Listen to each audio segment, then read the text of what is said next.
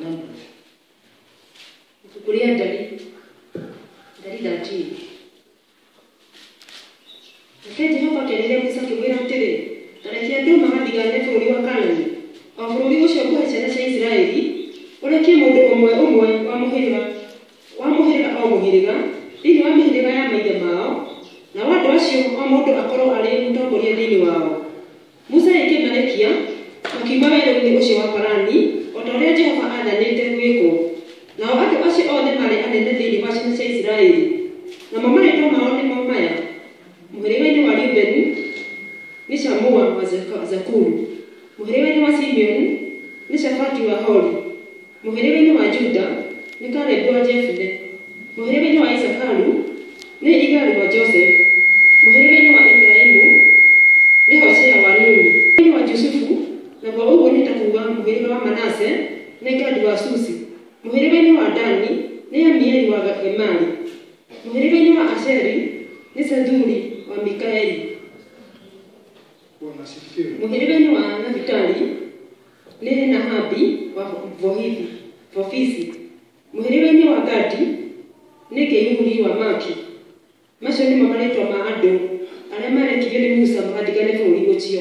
Nake Hosea wa Nuni atuĩtwo Joshua nĩ Musa.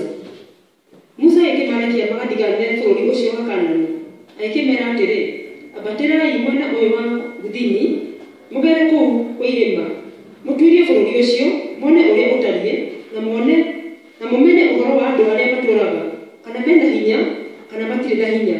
Ningĩ mũmenye kana nĩ anini kana nĩ aingĩ, na mũmenye ũrĩa bũrũri ũcio mũtũire ũtariĩ, kana nĩ mwega kana nĩ mũũru. Na mũtuĩrie ũrĩa matũũra marĩa maikaraga matariĩ, mũmenye kana nĩ matũirie ũrĩa matũũra marĩa ningĩ mũmenye kana nĩ anini kana nĩ aingĩ, na mũmenye ũrĩa bũrũri ũcio matũire ũtariĩ, kana nĩ mwega kana nĩ mũũru. Na mũtuĩrie ũrĩa matũũra marĩa maikaraga matariĩ, mũmenye kana nĩ kwamba mambaga hema ta marĩ andũ a rũgendo, kana hihi maikaraga mĩciĩ ĩrĩ njirigo nũmu. Ningĩ mũtuĩrie ũrĩa bũrũri ũcio ũtariĩ, kana nĩ mũnoru kana nĩ mũhĩnju, na mũmenye kana nĩ ũrĩ mĩtĩ mĩingĩ kana ndũrĩ. Wĩyũmĩrĩriei mũno na mũtũrehere maciaro mamwe ma bũrũri ũcio. Na rĩrĩ, hĩndĩ ĩyo nĩguo mĩthabibũ yaitĩkaga kwĩrua, magĩkĩambata magĩthigana bũrũri ũcio, mambĩrĩirie werũ-inĩ wa Zini magĩkinya Rehobu, o kũu ihingũrĩro-inĩ rĩa Hamathu, magĩkĩambata njĩra ya mwena wa Guthini makĩgera Hebironi. Na rĩrĩ, Ahimani na Sheshai na Talimai arĩa marĩ ciana cia Anaki magĩkorwo nĩo matũrĩte kuo. Na rĩrĩ, itũũra rĩu rĩa Hebironi rĩakĩtwo na hagathira mĩaka 7 itũũra rĩa Zoani rĩa Misiri rĩgĩcoka gwakwo. Magĩkinya kĩanda gĩa Eshikoli, magĩtua rũhonge rwa mũthabibũ rwĩna kĩmanjĩka kĩmwe gĩa thabibũ, rũgĩkuanĩrwo na mũtĩ nĩ andũ erĩ ao, magĩtwara makomamanga mamwe ona ngũyũ. Naho handũ hau hagĩtuo kĩanda kĩa Eshikoli nĩ ũndũ wa kĩmanjĩka kĩu gĩa thabibũ gĩatuirwo gĩgĩthira ciana icio cia Isiraeli. Magĩcoka maumĩte gũthigana bũrũri ũcio, manina matukũ 40, magĩkinya kwĩ Musa na Harũni ona kĩrĩndĩ gĩothe gĩa ciana cia Isiraeli o kũu Kadeshi werũ-inĩ wa Parani. Nawe magĩcokeria Musa na Harũni ona kĩrĩndĩ gĩothe gĩa ciana cia Isiraeli ũhoro wa ũrĩa monete, magĩkĩmonia maciaro macio ma bũrũri ũcio. Hakikisha Bwana akanena na Musa akamwambia, tuma watu ili waende waipeleleze nchi ya Kanani, ni wapao wana wa Israeli katika kabila ya baba zao. Mtamtuma mtu mmoja, kila mtu awe mkuu kati yao.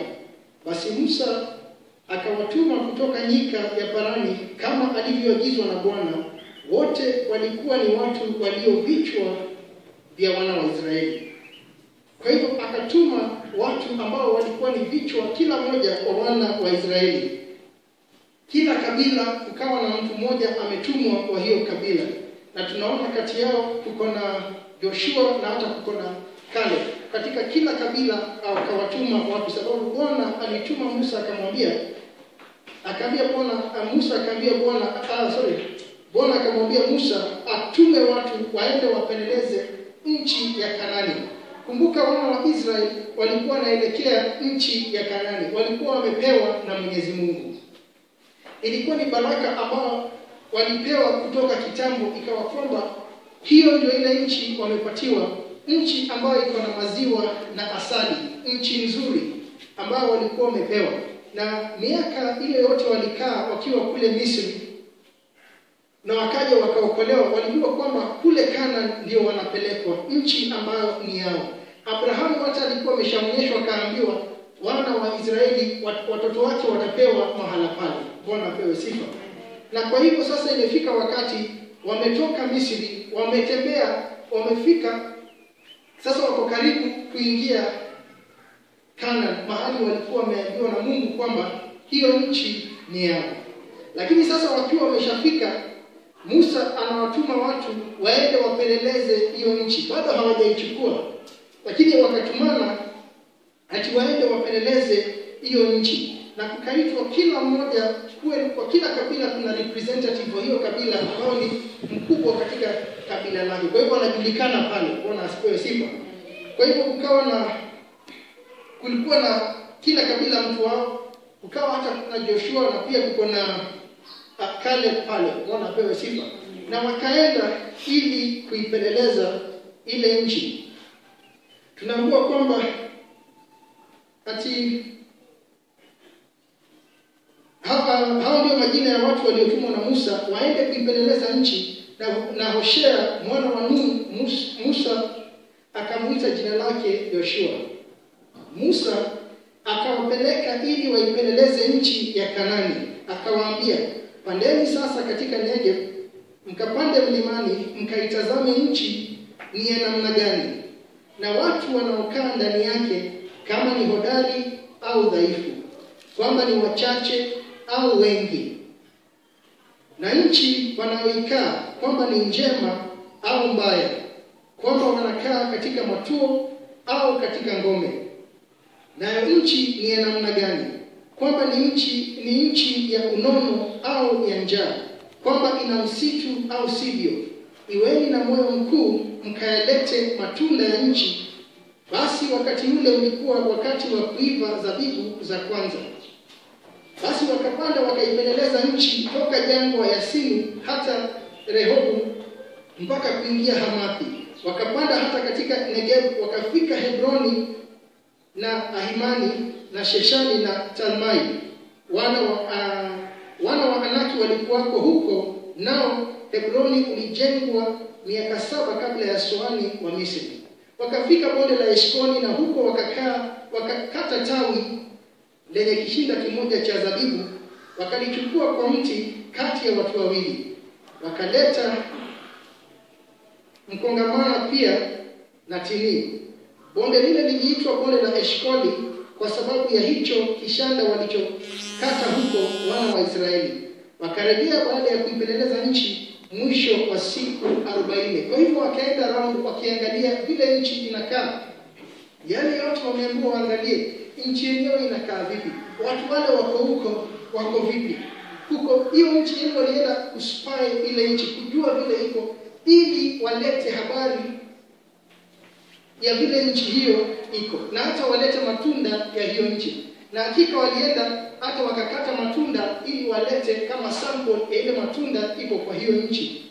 Nchi yenyewe walikuwa wameambiwa na Mungu ni nchi nzuri, ni nchi ambayo ina flow milk and honey. Bwana apewe sifa. Kwa hivyo ilikuwa ni nchi ambayo wamekuwa promised na Mungu kwamba wamepatiwa, Mungu atawakabidhi, ama ni nchi yao. Na sasa hawa wameenda wakafanya utafiti kule, wakaenda wakaangalia. Baada ya siku 40 wakarudi. Wakaenda wakafika kwa Musa na kwa Harun na kwa mkutano wote wa wana wa Israeli katika jangwa la Parani huko Kadeshi. Wakawaletea habari wao na mkutano wote, wakawaonyesha matunda ya nchi. Kwa hivyo sasa wamerudi na habari ya hiyo nchi. Nchi inakaa vipi? Kwa hivyo watu wamengojea wajue huko tunaenda huko vipi. Hiyo nchi tumepewa na Mungu iko vipi? Sababu tumetoka Misri tunaelekea nchi ambayo Mungu ametupatia. Nayo hiyo nchi inakaa vipi? Na hao sasa wamewarudishia habari ya vile hiyo nchi inakaa. Na Musa alikuwa ameshasema hata mkija kujeni na matunda ya hiyo nchi. Na kweli wamekuja hata na matunda ya hiyo nchi. Hebu tusome. Na kimo hiyo kwa maki watere. Tutoke jire fori yose wakitumire. Na tuidero wefu ni maidia na oke. Na mama ni mama chero magu. No rere. Adora matoro wa fori yose mena hinya muno. Na matora mena hinya muno. Na matora mama yigitwe na hinya. Na ni manene muno. Na nikene tuonire ciana cia athaki kuo. Amaleki matoro bũrũri wa mwena wa uthini, ona Ahiti na Jebusi na Amori matũraga irĩma-inĩ, nao Akanani matũraga rũgĩki-inĩ rwa iria, ona hũgũrũ-inĩ cia Jorodani. Na rĩrĩ, Kalebu agĩkĩria andũ acio marũgamĩte mbere ya Musa, akiuga atĩrĩ, rekei twambate o ro rĩu, tũthiĩ tũkegwatĩre bũrũri ũcio, nĩgũkorwo gũtirĩ hingo tũngĩaga kũũtooria.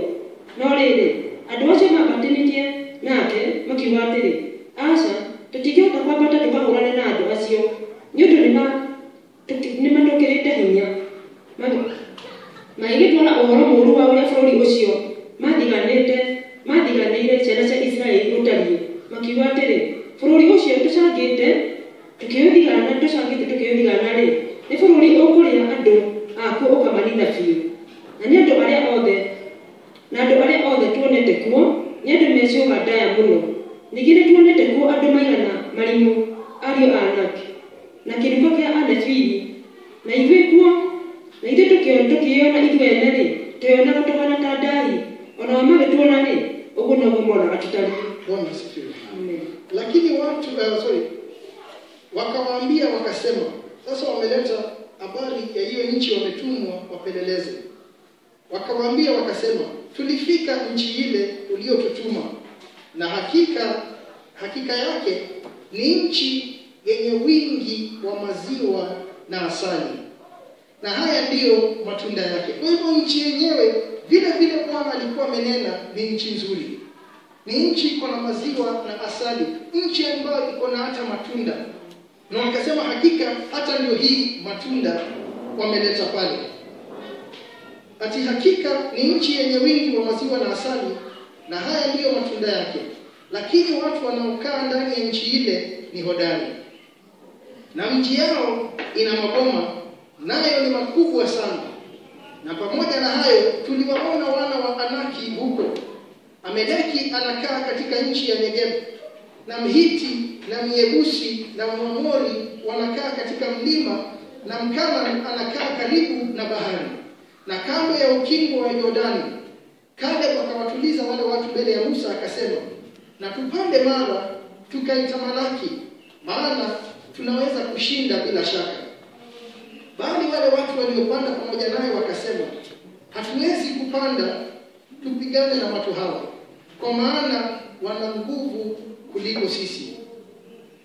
Wakawaletea wana wa Israeli habari mbaya ya ile nchi walioipeleleza, wakasema, ile nchi tuliyopita kati yake ili kuipeleleza ni nchi inayowala watu wanaoikaa, na watu wote tuliowaona ndani yake ni watu warefu mno.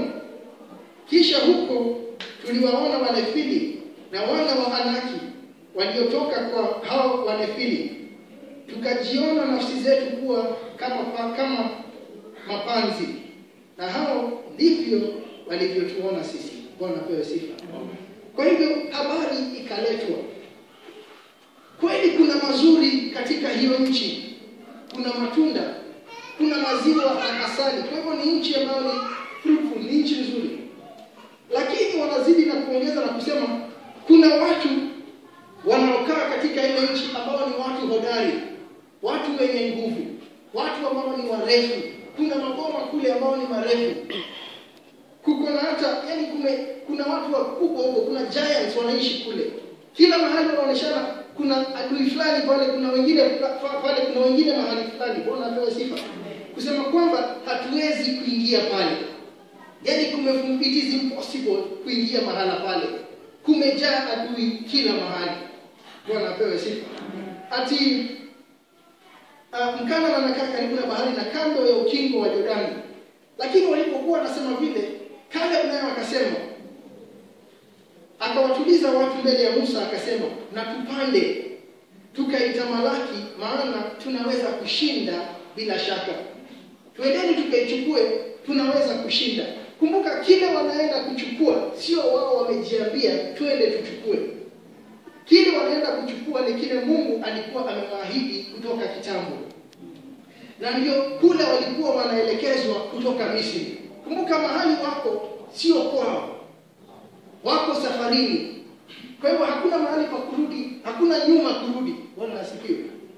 Hakuna kusema sababu ni kugumu mbele, wacheni turudi nyuma. Sababu nyuma hakuna mahali pa kwenda. Bwana asifiwe. Wako safarini na ni lazima waendelee kwenda mbele. Kale wanawaambia twendeni tuchukue. Twende tutamalaki, maana tunaweza kushinda bila shaka. Bali wale watu waliopanda pamoja naye wakasema, hatuwezi kupanda tupigane na watu hawa, kwa maana wana nguvu kuliko sisi. Bwana asifiwe. Wanaambia Caleb hatuwezi sababu wale wako na nguvu kutuliko sisi. Bwana asifiwe. Kwa hivyo kwa macho yao waliangalia nguvu ya adui zao. Waliona kwanza idadi yao, wakaona ni wengi. Na kwa sababu wao adui ni wengi sana, wakajua hatuwezani na wao. Hapa tumefika, hatuwezi enda mbele. Bwana asifiwe. Kumbuka promise ni ya Mungu. Yeye ndiye anaongoza safarini. Kuna malaika anaenda pamoja nao. Bwana asifiwe. Lakini wao wakiangalia kwa macho, wanarudi na kuambia wengine it is impossible. Ona wale wamekaa kwa bahari. Angalia wengine kule. Na wale watu wako huko, kumbukeni ni watu warefu. Wote ni warefu. Sijui kama mkubwa na watoto. Bwana asifiwe. Watu wote kule ni warefu kutuliko. Bwana asifiwe. Kwa hivyo hatuwezani na hawa adui. Hatuwezi kupanda tupigane na watu hawa, kwa maana wana nguvu kuliko sisi. Wakawaletea wana wa Israeli habari mbaya ya ile nchi walioipeleleza, wakasema, ile nchi tuliyopita kati yake ili kuipeleleza ni nchi inayowala watu wanaoikaa, na watu wote tuliowaona ndani yake ni watu warefu mno. Kisha huko tuliwaona Wanefili na wana wa Anaki waliotoka kwa hao Wanefili, tukajiona nafsi yetu kuwa kama mapanzi, nao ndivyo walivyotuona sisi. Bwana asifiwe. Kwa hiyo mpaka wao wakahisi hivi ndivyo adui anatuona, tukiwa kama mapanzi. Bwana asifiwe. Na Mungu akikuita akukwambia wewe ni panzi, kule unaenda. Bwana asifiwe. Amesema yeye ndio yuko pamoja nawe. Jina lake liko ndani yako. Bwana asifiwe. Lakini wao walisema adui wanawaona wakiwa kama mapanzi, kitu kidogo sana. Bwana asifiwe. Kwa hivyo hawawezani na hawa adui. Sisi tulijihisi kama panzi na wao ndio walivyotuona sisi. Bwana asifiwe. Kwa hivyo wakapatia wana wa Israeli habari mbaya. Ni kama kusema, ndio Mungu ametutuma twende kule, ndio ni kuko sawa, lakini haiwezekani. Bwana asifiwe. Neno la Mungu ni kwamba linawezekana. Neno la Mungu ni kwamba endeni mchukue, nimewapatia. Bwana asifiwe. Neno la Mungu ni kwamba nimewatoa Misri na mpeleka Kanaani. Bwana apewe sifa. Lakini macho ya wanadamu inasema it is impossible. Tutaingiaje kule? Bwana asifiwe. Kumbuka hawa bado ni wale watu waliuliza, kwani unaweza kutupatia kila mtu nyama? Na Mungu akawapatia, sababu mkono wake sio mtupu. Bwana asifiwe sifa. Na sasa wanasema huko kuingia ni ngumu sababu ya idadi ya adui zao, ukuu wa adui zao, wingi wao. Bwana apewe sifa. Nguvu walizonazo, mpaka wao wenyewe wanaona kwamba kile niko nayo it's worthless. Bwana asifiwe. Adui akiniangalia anaona kitu zero. Bwana apewe sifa. Amen. Kwa hivyo wakajidharau. Na katika kujidharau wanadharau mpaka Mungu aliye ndani yao. Bwana asifiwe. Sababu kumbuka sio wewe, ni Mungu aliye ndani yako. Kwa hivyo wakati wote unanena kujihusu, kumbuka yule yuko ndani yako ni nani? Je, yeye anakubaliana na yale unasema kujihusu? Bwana asifiwe. Sababu wao wanasema haiwezekani. Hebu somea kwa kina. Nikakiri ndio ile ikianelera ikirira na mugambo munene andu maikira makirira utuku ucio nacio ciana cia Israeli ciothe igitetera Musa na Haruni kirinde kiu giothe gigikimera atiri nari korwo ni guko twambirire bũrũri wa Misiri kana nari korwo ni guko twambirire guko werũ uyu ningire nikigutuma Jehova tutware bũrũri ucio tukaninwo na hiũ cia njora atumia itu na ciana citu riu no agutahwo hihi ni kaba tukihunduke tucoke Misiri maikira na atiri okira itu tuge mundu umwe atuike munene witu tucoke Misiri hindi ya Musa na Haruni maikirwo magiturumire mothiũ thĩ mbere ya kĩrĩndĩ kĩu gĩothe kĩonganĩte gĩa ciana cia Israeli nake Joshua wa Nuni na Kalebu wa Jefune arĩa marĩ a thiritũ ya acio mathiĩte gũthigana bũrũri ũcio magĩtembũranga nguo ciao magĩkĩarĩria kĩrĩndĩ kĩu gĩothe gĩa ciana cia Israeli maikĩra atĩrĩ bũrũri ũcio wothe twatuĩkanirie bũrũri ũcio wothe twatuĩkanirie tukiũthigana-rĩ nĩ bũrũri mwega mũno makĩria na kũngĩkorwo Jehova nĩ akenagio nĩ ithuĩ ndarĩ hingo ategũtũtwara bũrũri ũcio na atũhe ũtuĩke witũ naguo nĩ bũrũri wĩ bũthi wa iria na ũkĩ na rĩrĩ menyai mũreme Jehova kana mwĩtigĩre andũ a bũrũri ũcio nĩ ũndũ nĩo megũtuĩka andũ aitũ na rĩrĩ kĩrĩa kĩmagitagĩra nĩ kĩeherete gĩkoima igũrũ rĩao na Jehova e hamwe na ithuĩ menyai mũmetigĩre no rĩrĩ kĩrĩndĩ kĩu gĩothe kĩoiga mũhũrwo na mahiga nyuto-rĩ ũnene wa Jehova ũkĩoneka nĩ ciana ciothe cia Israeli o kũu hema-inĩ ya gũtũnganwo. Mkutano wote wakapaza sauti yao. Sasa wameambiwa kwamba hiyo nchi imejaa adui na adui ni warefu wako na nguvu. Mkutano wote wakapaza sauti zao wakalia. Watu wakatoka machozi usiku ule.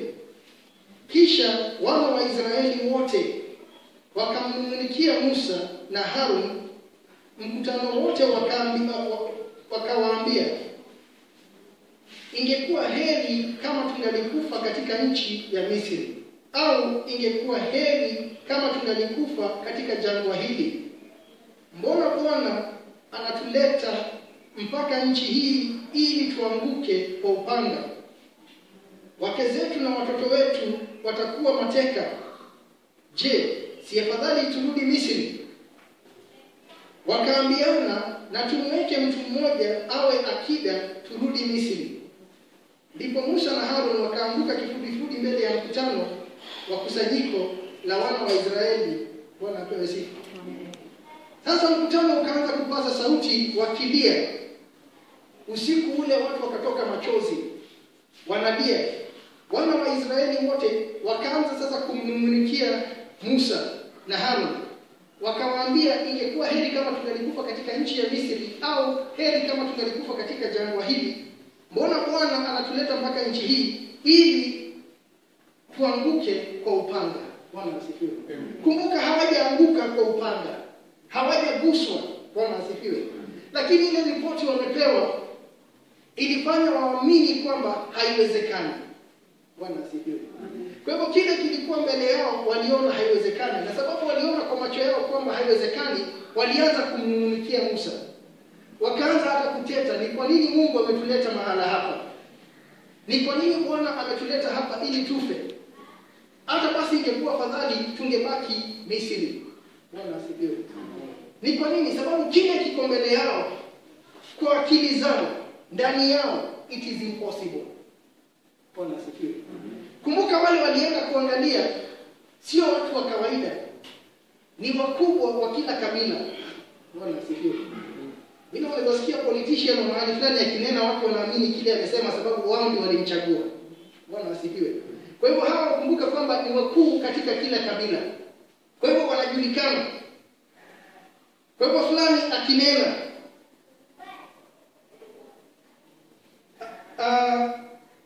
Gadieli mwana wa Sodi ambao walikuwa Zabuloni akinena kuhusu kile aliona, watu wa Zabuloni wanaamini. Bwana apewe sifa. Wanasema kweli, ukisikia amesema si uongo, ni hivyo kumekaa. Ni kubaya, haiwezekani. Bwana asifiwe. Kumbuka sio Musa alikuwa anawaokoa, ni Mungu. Musa alikuwa tu anawaambia kile Mungu amesema. Bwana asifiwe. Lakini sasa wameanza kumnung'unikia. Kwa nini Kwa nini? Bwana asifiwe. Bwana atulete hapa. Hata sasa wakaanza kuchaguana. Wacha tuchague akida wa kutuongoza. Bwana asifiwe. Na wakaanza kufanya hata uchaguzi huko, waanze kuchagua ati tunaambiwa kwamba wakaambiana na tumweke mtu mmoja awe akida tukarudi Misri. Bwana asifiwe. Kwa hivyo mtu aturudishe sasa Misri. Hapa kumeharibika. Mungu ametuleta mahali na sasa haiwezekani. Bwana asifiwe. Na ndio unaona wengi kujiangalia maisha yao na kuona mahali Mungu amekufikisha ni kama hawezi kukupeleka mbele zaidi. Bwana asifiwe.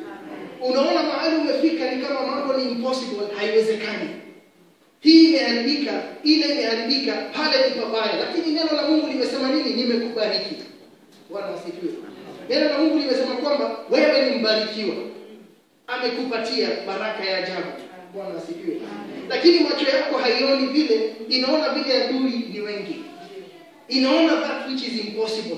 Kile ambacho kimekuzuia, ukikiangalia unasema haiwezekani. Mpaka inafika mahali ni kama watu wanataka kutamka kwamba Mungu hakunena ukweli. Bwana apewe sifa. Na kumbuka Bwana anasikia manunguniko yao. Anasikia kuteta kwao. Bwana apewe sifa. Kumbuka ni yeye aliwaokoa kwa mkono wake. Wakati wake ulipofika akajua sasa nitawaokoa, niwatoe Misri, niwapeleke katika ile nchi nimewabariki nayo. Bwana asifiwe.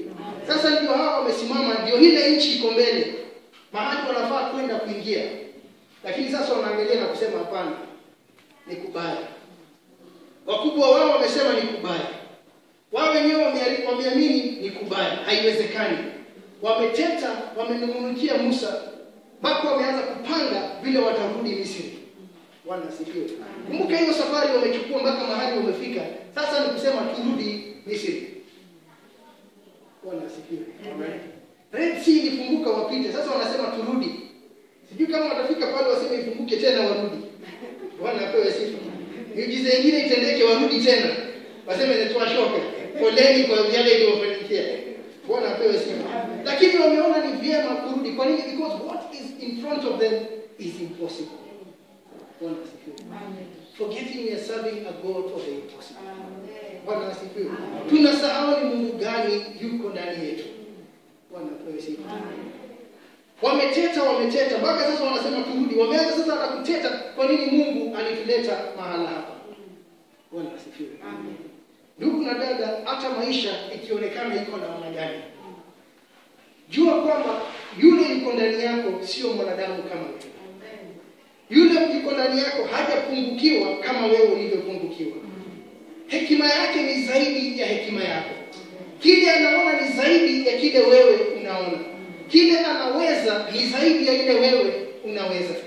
Wao waliona wakasema wale wako na nguvu kutuliko sisi. Kwa hivyo kama wangeona adui dhaifu, wangejipa nguvu.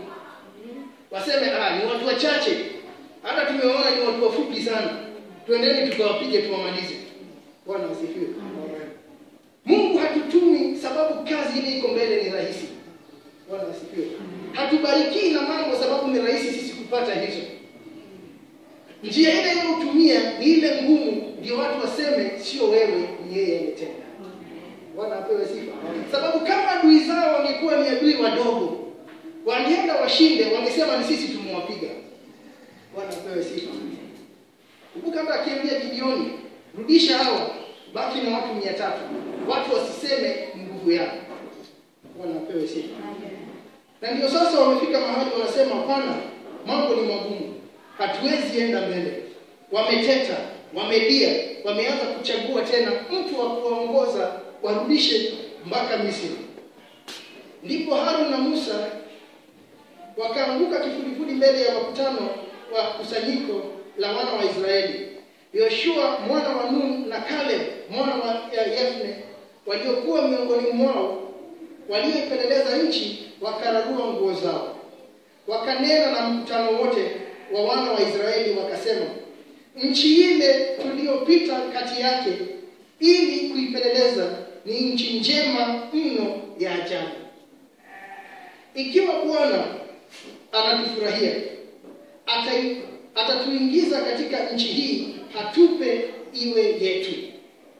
Nayo ni nchi yenye wingi wa maziwa na asali. Lakini msimuasi Bwana, wala msiwaogope wale wenyeji wa nchi, maana wao ni chakula kwetu. Uvuli uliokuwa juu yao umeondolewa, naye Bwana yu pamoja nasi, msiwaogope. Bwana asifiwe. Yoshua na Caleb wakinena, ikiwa Bwana anatufurahia, atatuingiza katika hiyo nchi. Bwana asifiwe. Ikiwa Bwana anatufurahia, atatuingiza katika hiyo nchi. Bwana asifiwe. Yoshua hakuangalia uwezo wake, hakuangalia nguvu zao wenyewe. Bwana asifiwe. Alisema ikiwa Bwana anatufurahia, tutaingia pale. Bwana asifiwe. Na hata katika maisha yetu tusiangalie ni nini niko nayo ama ni nini sina, ama wako wangapi, ama mambo iko vipi. Ikiwa Bwana anafurahishwa nawe, ikiwa Bwana yuko upande wako, hakuna jambo haiwezekani. Bwana apewe sifa. Kwa hivyo wakaanza kunena, akina Caleb na Joshua wananena wakisema, ikiwa Bwana anatufurahia, atatuingiza katika nchi hii, atupe iwe yetu.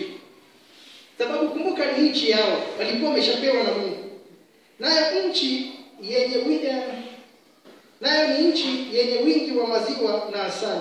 Lakini msimuasi Bwana, wala msiwaogope wale wenyeji wa nchi. Msiogope wenyeji wa nchi. Bwana asifiwe. Sababu kile kinasumbua watu dakika hiyo sasa ni uoga ilikuwa imewaingia. Ya kwamba tuko hapa ndio, but tukiendelea tutamalizwa. Kumbuka wamesema ati hata wake wako zao na watoto watachukuliwa wawe mateka. Bwana asifiwe. Kwa hivyo waliangalia na kusema hata hao watoto watachukuliwa, bibi watachukuliwa wawe mateka. Lakini Yoshua anawaambia msiwaogope wale wenyeji wa nchi, maana wao ni chakula kwetu. Uvuli uliokuwa juu yao umeondolewa, Bwana yu pamoja nasi, msiwaogope. Bwana asifiwe. Na mara nyingi ni ngumu sisi kuelewa Bwana yu pamoja nasi. Ni ngumu sana kama mwanadamu, hata ukiambiwa Mungu yu pamoja nawe, unaangalia vile adui ametoshana, hauamini. Bwana asifiwe. Yoshua anawaambia wacheni kuogopa. Nasi pia katika yote tusiwe wa kuogopa. Hata kama inaonekana ni ngumu vipi, tusiwe wa kuogopa. Bwana amesema nini? Bwana ametutuma vipi? Neno gani limetoka kwake Mwenyezi Mungu? Hilo ndio la kuaminika, sio idadi ya adui. Bwana asifiwe. Watu waliangalia wakaanza kilio, hapana, hawa adui ni wengi. Hawa adui wako na nguvu, watatuweza, watatumaliza. Watachukua watoto, watachukua hata mabibi. Bwana apewe sifa. Na wakaambiwa, Yoshua wakasema pale wakiwa na kale, bati wenyewe msiwaogope, wao ni chakula kwetu. Uvuli uliokuwa juu yao umeondolewa, naye Bwana yu pamoja nasi, msiwaogope. Lakini mkutano wote wakaamuru wapigwe kwa mawe. Bwana asifiwe. Hao waliponena katika hali ya kuwa na imani kwa Mungu wao, waliamini nguvu za Mungu wao. Bwana asifiwe. Yoshua aliamini nguvu ya Mungu wake. Ikiwa huyu Mungu anafurahishwa nasi, kile atatupatia. Bwana asifiwe. It doesn't matter how expensive. It doesn't matter how inaonekana iko mbali au ni ngumu kivipi, ama ripoti ile watu wako nayo. Ikiwa Mungu anapendezwa, atakupatia. Iwe ni jambo gani. No matter how difficult. Bwana asifiwe. Hata watu wa familia yako wakisema haijawahi onekana kwa nyumba yetu, itaonekana kwa yako. If God is with you. Bwana asifiwe. So wacha kusikia vile ripoti zinasema, vile watu wanasema, sababu kile hawajui ni nguvu za Mungu aliye ndani yao. Amen. Bwana asifiwe. Yoshua na Caleb waliamini yule Mungu yuko ndani yetu, anaweza. Kama amefurahishwa nasi, atatupatia. So wacha kuhesabu ni kiasi, silaha zile tuko nazo ni kiasi gani, ama wale wa kupigana ni kiasi gani. Is he with us? Amen. Bwana asifiwe. Hiyo tu ndio swali ya kujiuliza. Je, yuko pamoja nami? Kama yuko pamoja nami imetosha. Daudi alikuwa pamoja naye hata alipokutana na Goliath. Kumbuka hakuwa ameenda vita, lakini alikuwa na Mungu, na hiyo ilitosha. Siku hiyo awe na ushindi. Bwana apewe sifa. Sababu ya yule Mungu alikuwa ndani yake. Ati Bwana yupo pamoja nasi, msiwaogope. Lakini makutano wote wakaamuru wapigwe mawe. Hawa ambao wako na imani sasa wapigwe mawe. Kwa nini? Wanyamaze ili watu waamini ya kwamba haiwezekani. Bwana asifiwe. Na ndivyo huko kwingi. Hata nyumbani kwenu, wewe ambao uko na imani, kuna vile utainukiwa sababu ya imani yako. Bwana asifiwe. Mimi naamini Mungu atatenda. Watu wanasema wewe upigwe mawe, ama wewe uondolewe hapa, sababu maneno yako haikubaliani na wale ambao hawana imani. Bwana asifiwe. Amen. Kumbuka alisema tumpe mizigo yetu yote, atatubebea. Wengi tumezoea kupima mizigo yetu. Tukiona ni mizito tunajua Mungu hawezani na hii. Hawa waliona hii ni mzigo kubwa sana, hata Mungu hawezi. Bwana asifiwe. Sababu kama ingekuwa ni mzigo kidogo wangesema Mungu tusaidie tupige wale watu wachache. Lakini tunaona ni wengi, it can't happen. Ni ngumu. Bwana asifiwe. Hebu tuondoe kufikiria kama vile wana wa Israeli walikuwa wanafikiria. Tufikirie kama vile Yoshua na Caleb walifikiria. Watu wako na imani. Watu wanaelewa Mungu wao ni nani. Nani ameniita? Nani anatembea nami? Bwana asifiwe. Amen. He's God of the impossible. Dunia nzima iko na kilio. Lakini sio hiyo kilio inafaa kuwa kwa wana wa Mungu. Bwana asifiwe. Kile wanalia haifai kuwa kile wewe unalia. Kile wanaogopa haifai kuwa kile wewe unaogopa. Bwana asifiwe. Hata wakisema hii ugonjwa imemaliza, imefanya. Imejipiga kifua na kusema nimeangusha, imefanya, lakini haijakutana na Mungu. Ndio. Bwana asifiwe. Sababu mahali itapatana na Mungu, hapo inaangusha. Amen. Bwana asifiwe. Sababu haiwezi kitukuzisha juu ya jina la Mungu. Amen. Bwana apewe sifa. Jina la Mungu ni kuu kuliko jina hata ya magonjwa. Amen. Bwana asifiwe. Kwa hivyo tuache kuogopa, sababu aliye ndani yetu ni mkuu kuliko ile watu wanaogopa duniani. Amen. Bwana asifiwe. Yule anatembea nawe ana nguvu kuliko nguvu ambazo ni za ulimwengu. Bwana apewe sifa. Lakini hawa waliongea hivyo, waliamua pigwe mawe. Sisi tunalia, tuna machozi, we are saying all is hopeless, lakini hao wanasema kuna hope. Bwana asifiwe. Wanyamazishwe. Lakini mkutano wote wakaamuru wapigwe mawe. Ndipo utukufu wa Bwana ukaonekana katika hema ya kukutania mbele ya wana wa Israeli wote. Kuelekea Nake Jehova kila musatere kai andũ aya megũtũũra manemete kinya hĩndĩ na nĩ kinya hĩndĩ megũtũũra maregete kwĩhoka na ũrenda na kĩringa kĩa marikio nao nĩo nĩngũmahũũra na mũthiro na ndĩmaige igai rĩao njoke ngũtue rũrĩrĩ rũnene mũno arĩ we na rũgĩe hinya mũno kũmakĩra. Nake Musa akĩĩra Jehova atĩrĩ, weka ũguo-rĩ, andũ a Misiri nĩmekũigua ũhoro ũcio nĩgũkorwo wee nĩwe wambatirie andũ aya ũkĩmaruta thĩinĩ wao na hinya waku.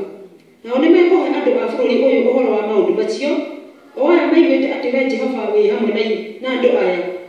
Nĩ ũndũ nĩwĩyonanagia harĩa mũroranĩtie maitho, na ningĩ itu rĩaku nĩrĩikaraga rĩrũgamĩte igũrũ rĩao.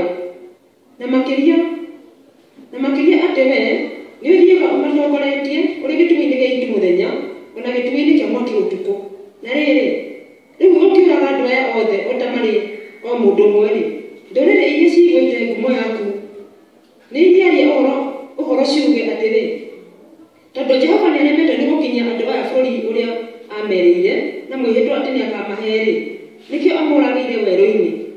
Na rĩu ndagũthaitha ũreke hinya wa Jehova wonwo ũrĩ o mũnene, o ta ũrĩa waririe ũkiuga ũũ, Jehova ndahiũhaga kũrakara na nĩiyũirwo nĩ tha, na nĩwe mũhanĩri waganu ona mahĩtia, na ndangiuga atĩ mũndũ mwaganu nĩ mwega ona atĩa, na nĩwe ũkinyagĩria ciana waganu wa maithe kinya rũciaro rwa gatatũ na rwa kana. Ohera andũ aya waganu wao ndagũthaitha, o ta ũrĩa tha ciaku cingĩhĩte. Ningĩ wohere andũ aya o ta ũrĩa ũtũire ũmohagĩra gwata hĩndĩ ĩrĩa marĩ Misiri no nginya rĩu. Nake Jehova akiuga atĩrĩ, nĩndakĩmohera o ta ũguo kiugo gĩaku gĩtariĩ. No rĩrĩ, ti-itherũ o ta ũrĩa niĩ ndũraga muoyo, ũnene wa Jehova rĩ, kuona atĩ andũ aya othe aya monete ũnene wakwa ona ciama ciakwa iria ndaringire kũu Misiri ona gũkũ werũ-inĩ ũyũ nĩ mageretie mahinda macio 10 na makarega kũigua ũhoro ũrĩa ndĩmaheaga rĩ, ti-itherũ matikona bũrũri ũcio nderĩire maitho mao na mũhĩtwa kana mũndũ ona ũrĩkũ warĩa mamenete akawona. No rĩrĩ, Kalebu ndungata yakwa, tondũ roho ũrĩa ũmũgucĩtie nĩ wa mũthemba ũngĩ na nĩ andũmĩrĩire mũno, ũcio nawe ũgakinya bũrũri ũcio egũthiĩte na wĩgwatĩrwo nĩ mbaũ yake. Na rĩrĩ, tondũ Amaleki na Kaanani matũũraga kĩanda-inĩ rĩ, rũciũ rokai kũhũndũka mũcoke werũ-inĩ mũthiĩ mũrorete na njĩra ya Iria Itune.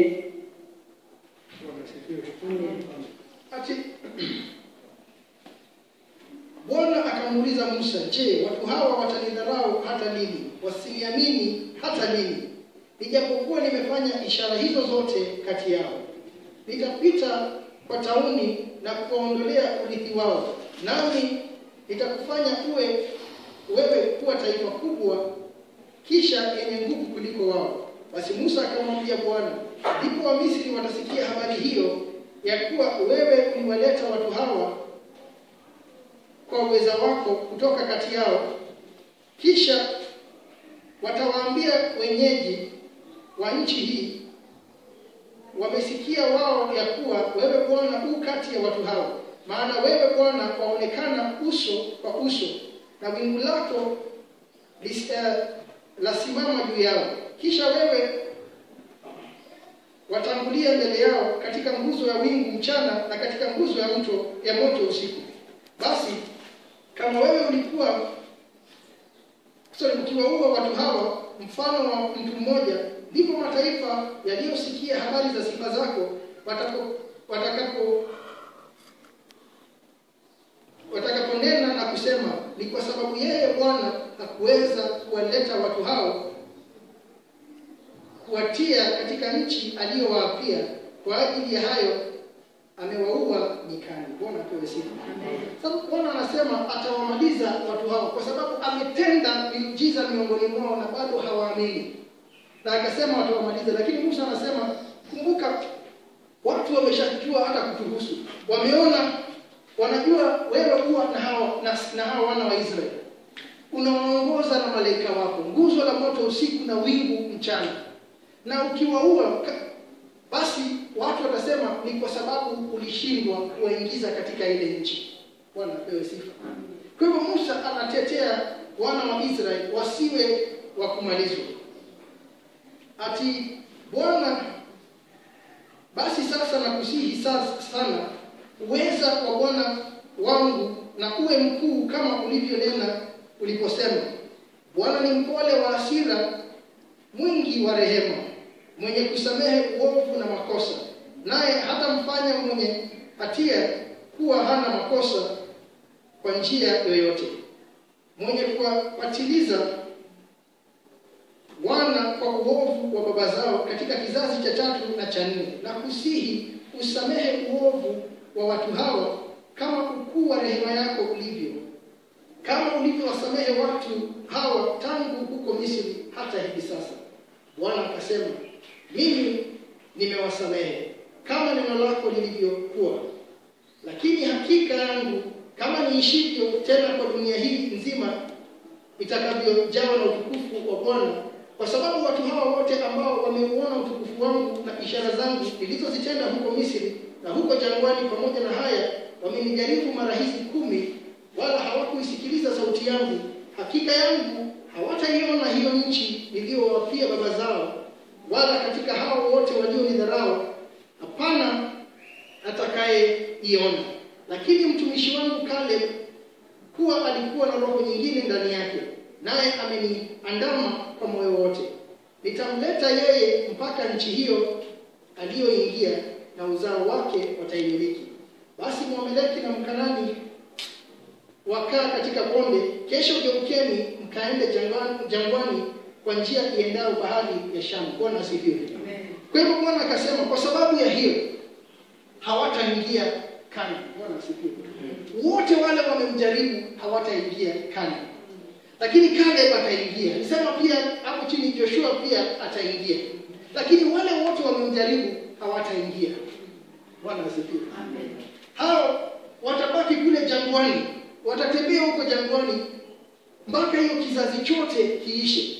Nao watoto wao ndio wataingia. Bwana apewe sifa. Kwa sababu Bwana aliona kujaribiwa kwingi na hao watu. Bwana apewe sifa. So wao kutoingia Kana haikuwa sababu ya adui. Ilikuwa ni sababu ya kutoamini kwao. Bwana asifiwe. Ilikuwa ni kwa sababu ya wao wenyewe. Wao ndio walijizuia kuingia Kana. Bwana asifiwe. Tunasema kulikuwa na adui wengi, lakini Mungu hakuwa ameogopa hao adui. Mungu hakusema rudini nyuma kuna adui. Alisema endeni mbele. Lakini wao wakaogopa. Wao wakanung'unika. Wao wakatetesha Mungu. Bwana asifiwe. Wao wakaanza hata kuasi. Na kwa sababu ya hiyo hawakuingia Kana. Bwana asifiwe. Kwa hivyo wao wenyewe ndio walijizuia. Wakati tunakosa kumwamini Mungu, wakati tunakosa kuamini ukuu wa Mungu wetu, ni sisi tunazuia baraka zetu wenyewe. Bwana asifiwe. Kisha tunapinduka na kusema ona vile maisha yangu ilivyo.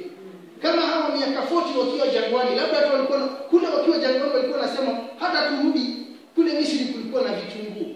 Bwana apewe sifa. Walikuwa nakumbuka kile walikuwa nakula Misri wakati walikuwa kwa 40 years jangwani. Na ukiangalia ni nani aliwapeleka 40 years jangwani? Ni wao wenyewe kwa kutomwamini Mungu. Bwana asifiwe. Walikuwa nakaa jangwani 40 years ili hicho kizazi kiishe. Wazeeke, wao waende, watoto wao wakue. Sasa watoto wao ndio Mungu aanze kufanya kazi na wao. Bwana asifiwe. Ndugu na dada, tusio watu wa kumlemea Mungu kwa imani zetu. Tusio watu wa kukosa imani Mungu anaposema tenda. Mungu anaposema enda. Bwana apewe sifa. Tusio wazito kwa njia hizi za Mwenyezi Mungu. Bwana asifiwe. Hawa wote hawakuingia kule, lakini watoto wao waliingia. Musa akawanenea, akawapatia ujumbe wa Mungu. Watu wa Israeli wakaanza kulia. Wakaanza kilio kwa sababu ya kusikia kwamba Mungu amesema sasa hao hawataingia, watoto wao ndio wataingia. Ya kwamba sasa warudi tena jangwani. Bwana asifiwe. Walikuwa washafika Kana. Ilikuwa mbele. Bwana asifiwe. Sasa wanaamua geukeni, sasa turudi. Ile ni mwalega. Bwana asifiwe. Si mmekataa kuingia. Mmeteta, hata mnasema wale wenye imani wapigwe mawe. Mmenung'unika mpaka mnachaguana akida awaongoze kurudisha Misri. Bwana asifiwe. Sasa wakaamua basi turudi. Wakarudishwa jangwani. Hawa watu wakaanza kulia. Walipopewa hiyo ujumbe wakaanza kulia. Bwana apewe sifa. Na tunaambiwa kwamba tusomee hapo kuanzia 37. Sima headre ohoro mũru wa bũrũri ũcio makwĩrĩire na mũthiro oho mbere ya Jehova. No rĩrĩ, Joshua na Caleb wa Jefune no matigirwo muoyo thĩinĩ wa andũ acio mathiĩte gũthigana bũrũri ũcio. Nake Musa aingĩhe andũ acio othe a ciana cia Isiraeli ũhoro ũcio, nao makĩrĩra mena kĩeha kĩnene mũno. Ningĩ makĩroka gũkĩra rũcinĩ tene, makĩambata kĩrĩma, magĩkinya o igũrũ gacũmbĩrĩ, makiugaga atĩrĩ, tondũ rĩu tũkĩrĩ haha-rĩ, nĩtũkwambata tũthiĩ kũndũ kũu Jehova atwĩrĩire, nĩgũkorwo nĩtwĩhĩtie. Nake Musa akĩmera atĩrĩ, mũrakĩagarara watho wa Jehova nĩkĩ?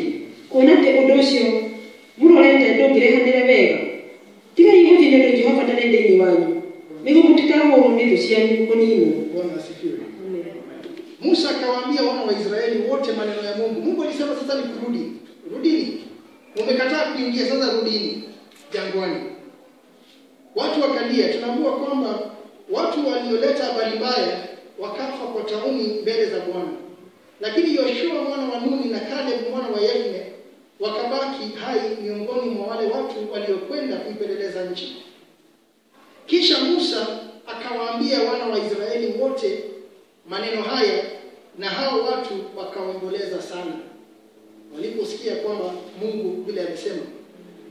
Wakainuka na mapema asubuhi wakakwea juu ya mlima hata kileleni, wakisema, tazameni, sisi tuko hapa, nasi tutakwea kwenda mahali Bwana alipotuahidi, kwani tumefanya dhambi. Bwana asifiwe. Sasa Mungu amesema rudini. Badala ya kurudi, sasa wakapinduka. Nitodie ikani tuchukue. Vile Mungu alituambia twendeni tukafanye. Bwana asifiwe. Tumefanya dhambi mbele ya Mungu. Wakarealize wamekosea mbele ya Mwenyezi Mungu. Tumefanya dhambi. Kumbuka Bwana alishawasamehe. Mungu alinena naye akasema atawasamehe, lakini Bwana asifiwe. Amen. Musa anawaambia msiende kuchukua Kanaani, sababu sasa Mungu hayuko pamoja nanyi. Bwana asifiwe. Amen. Msikue kwenda, Bwana hayumo kati yenu, msipigwe na kuangushwa mbele ya adui zenu. Bwana asifiwe. Kwa hivyo mbeleni kama wangeenda hawangepigwa wakati Bwana aliwatuma.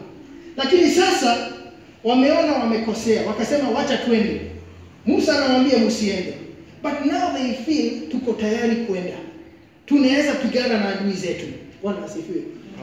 Tulikuwa tumemkosea, but now we are ready. Bwana asifiwe.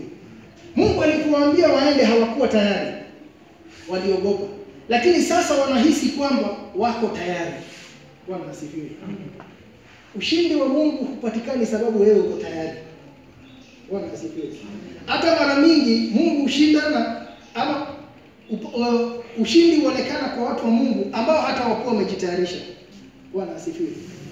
Ili Mungu ukuu wake uonekane kati ya watu wake. Bwana asifiwe. Sasa hawa wenyewe wamejitayarisha, asha nitogodie. Hatukuweza kwenda mbeleni, lakini juu tumekosea Mungu, wacheni twende tuchukue Kanaani. Na wakashikana kwenda. Musa anamwambia msiende. Hebu endelea. Niyo koro Amaleki Soma 42.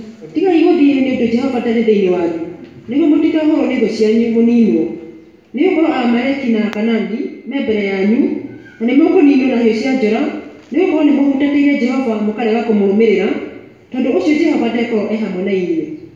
No magĩtua mĩkwa makĩhaica kĩrĩma magĩkinyaga Cumbĩrĩ, no rĩrĩ ithandũkũ rĩa kĩrĩkanĩro kĩa Jehova rĩtigana kuma hau kĩraro-inĩ, ona kana Musa akiuma ho.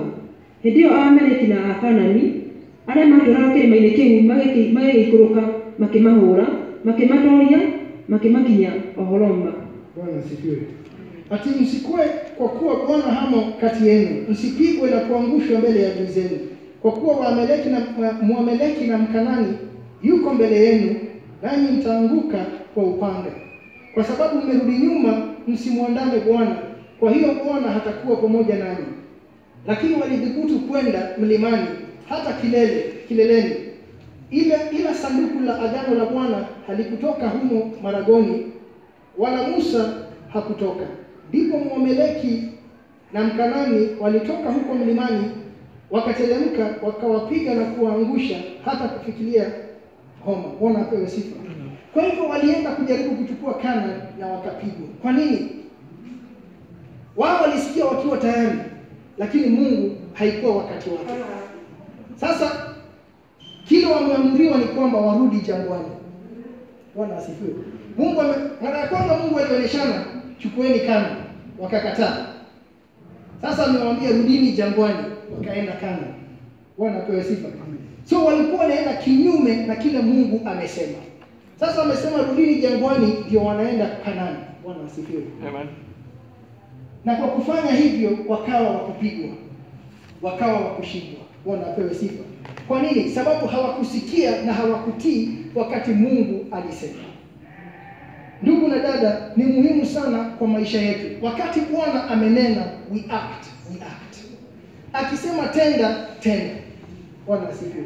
Sababu ukidecide hautatenda, kisha baadaye uende kutenda, haitafanikiwa. Bwana apewe sifa.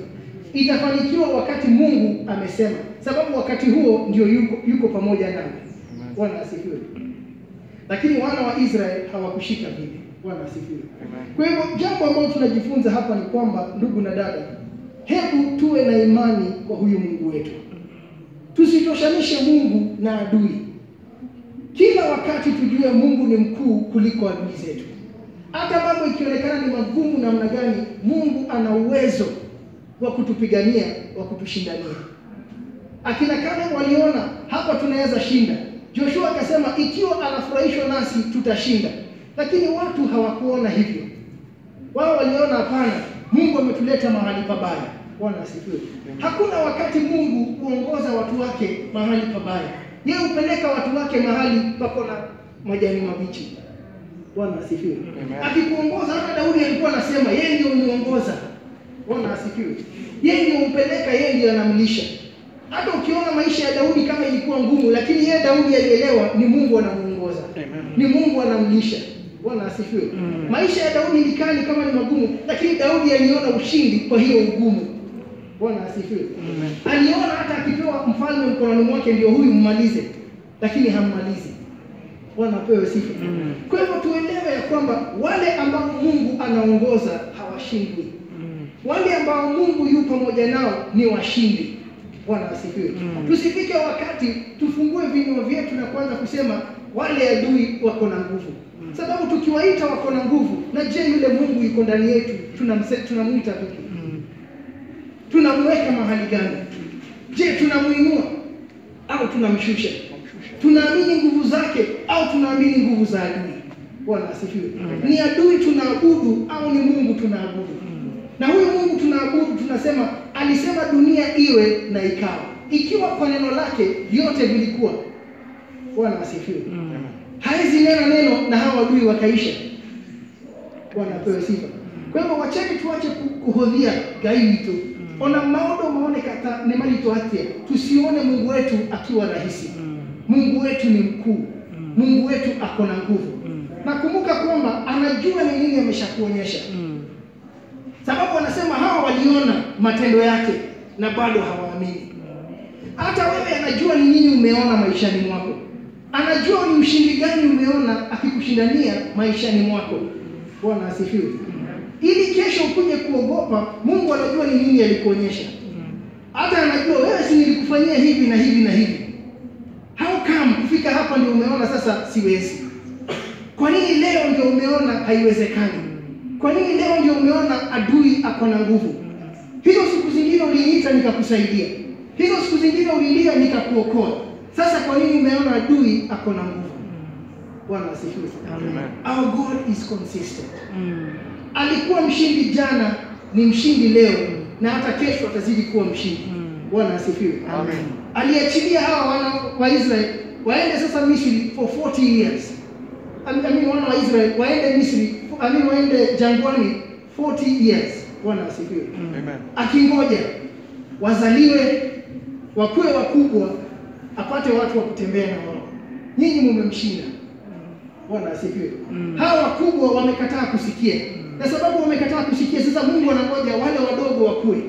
Wakishakuwa awashike, atembee na wao. Bwana asifiwe. Amen. Baada ya miaka 40, watu wameshakuwa. Sasa amechukua Joshua. Jeshi imekuwa ni jeshi lingine mpya. Sasa naambia Joshua, tuvuke twende. Na Joshua anaenda na anavuka na anachukua Kana. Bwana asifiwe. Anapigana na anashinda na hii jeshi lingine mpya. Bwana asifiwe. Wale wengine wa kupinga wameshazeeka na wameenda. Bwana asifiwe. Kwa hivyo tusilemee Mungu wetu. Hakuna kizuizi maishani mwetu, ni sisi wenyewe. Bwana asifiwe. Kutoamini kwetu ndio kunaleta kizuizi maishani mwetu. Hiyo ndio ukuta iliyo mbele yetu, kutoamini kwetu. Lakini tukiamini, ndugu na dada, zile ushuhuda tutatoa hapa ni za ajabu. Ushindi ule tutakuwa tukikiri ni ushindi wa ajabu. You are in an impossible situation, Mungu akakutoa. Ulikuwa mahali ambapo watu wamesema kwisha, Mungu akakuinua. Ulikuwa mahali watu wote walikuwa wameshasema huyu akitoka hapa sio binadamu, ukatoka. Bwana asifiwe. Hizo ndio ushuhuda tutakuwa tunakiri kwa midomo yetu. Ikiwa only we will believe that God is God na yuko miongoni mwetu. Nafika hapo kwa leo. Bwana awabariki. Amen.